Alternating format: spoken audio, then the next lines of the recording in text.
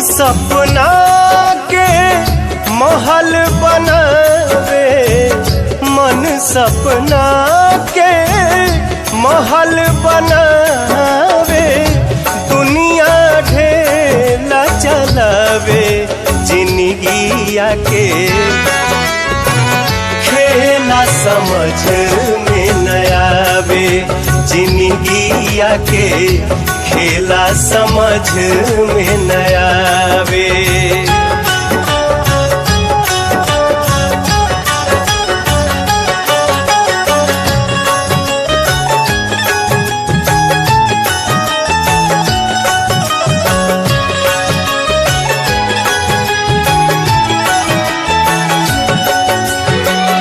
जब जब दिन बिगड़े पर होला,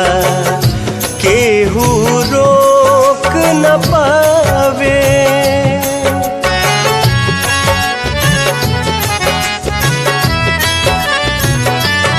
ओ जब जब दिन बिगड़े पर होला, केहू रोक न पावे, जाने काली खल किस्मत में, जाने काली खल किस्मत में, ई न पता चल पावे, जिंदगिया के खेला समझ